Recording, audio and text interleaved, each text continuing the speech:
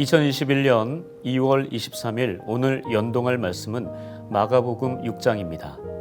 자신의 목소리로 읽어보겠습니다.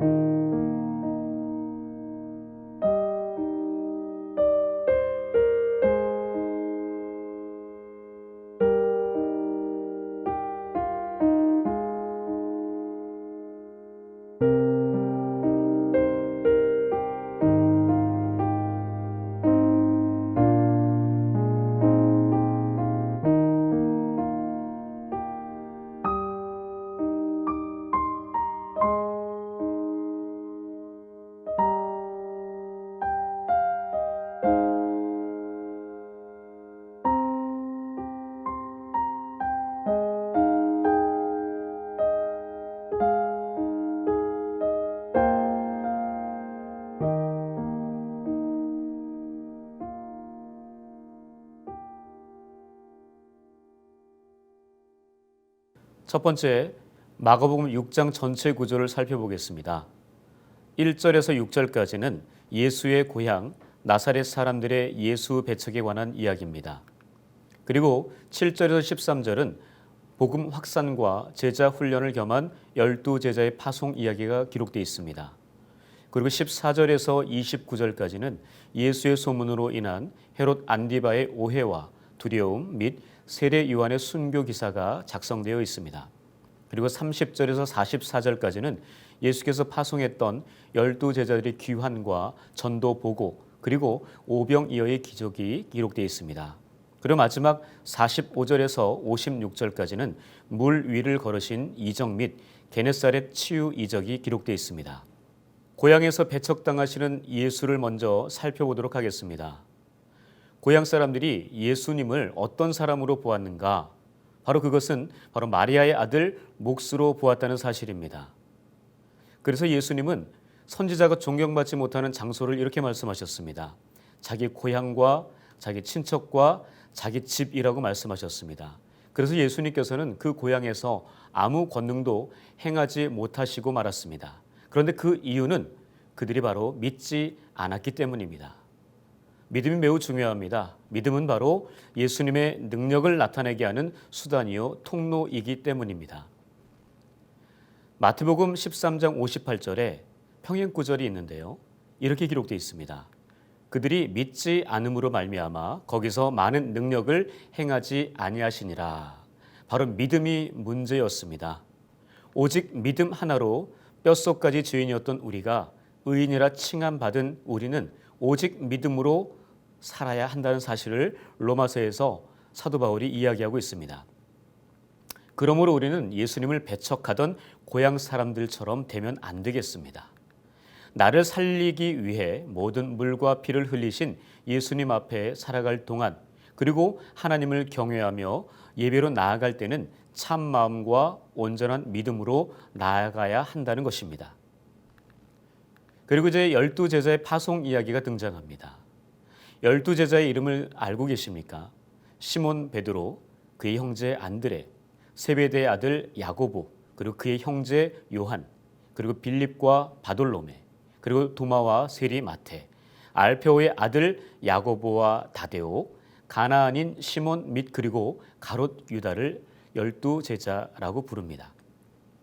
제자들이 파송받을 때 예수님께 받은 것은 무엇인지 오늘 본문에 기록되어져 있는데 바로 귀신을 제어하는 권능이었습니다. 그리고 파송받은 그 제자들이 그럼 무엇을 했는가라는 것인데요. 그곳에는 회개하라 전파하는 말씀이 있었고 귀신을 축출하는 행함이 있었고 기름을 발라 병자들을 고치는 그런 이적들이 있었습니다. 그리고 이제 세례 요한의 죽음에 대해서 이야기하는데요. 먼저 헤롯 왕이 예수의 소문을 듣고 누가 살아난다고 했는가라는 것은 바로 세례 요한이 살아났다라고 생각했습니다. 헤롯이 세례 요한을 옥에 잡아둔 이유는 무엇인가? 바로 동생 빌립의 아내 헤로디아를 취한 것 때문에 그렇습니다. 헤롯 왕은 세례 요한을 그럼 어떻게 생각했을까요? 바로 그 헤롯 왕은 의롭고 거룩한 사람으로 그 세례 요한을 생각했습니다. 자, 그러면 세례 요한은 이 세례 요한이 어떻게 죽었는가? 바로 그것은 헤롯의 생일 때 헤로디아의 딸이 세례 요한의 머리를 요구하여 잠시 근심하던 헤롯 왕은 그의 목을 베어 소반에 얹어 그 딸에게 갖다 줍니다. 그리고 이제 오병이어의 기적이 등장합니다. 이 오병이어의 기적 너무나 잘 아는 기적이죠. 바로 떡과 물고기, 그 개수가 뭐죠? 바로 떡 5개와 물고기 2마리입니다. 그리고 오병이어 때 떡을 먹은 사람은 얼마나 될까요? 바로 남자만 5,000명이 먹었다라고 기록하고 있습니다. 그러면 오병이어 때 남은 떡 조각과 물고기는 몇 바구니일까요? 네, 상식적이죠. 12제자가 나누었기 때문에 12바구니라고 기억하시면 되겠습니다. 예수님의 말씀을 듣기 위해 빈들에 모인 사람들에게 먹을 것을 나누어 주려 할 때 그러면 필요한 경비는 얼마나 들었을까요? 성경이 기록하고 있는데 바로 200데나리온 정도 되죠. 그렇게 한 데나리온은 노동자들의 하루 품삯을 이야기하고 있습니다. 오병이어를 들고 예수님께서 하늘을 우러러 축사를 하셨죠. 그리고 그 축사했던 그 오병이어를 제자들이 바로 사람들에게 나누어 주었던 사실이죠. 그리고 이후에 오병이어 사건 이후에 예수님께서는 기도하러 따로 산에 올라가시고 제자들은 배를 타고 벳세다로 가도록 했습니다. 그런데 제자들이 탄 배가 바람으로 인해 심히 흔들려 힘겹게 노를 저으면서 목적지로 가고 있었습니다. 바로 그때 유령처럼 누군가가 바다 위로 걸어왔습니다. 그 모습을 보고 제자들은 모두 두려워 놀랐습니다. 무서웠습니다. 그 모습을 보고 물 위를 걸으신 주님께서 제자들에게 이렇게 말씀하셨습니다. 안심하라, 내니 두려워하지 말라. 바로 제자들의 문제는 이것이었습니다. 마음이 둔했던 것입니다. 주님의 능력을 깨닫지 못했다는 문제였습니다.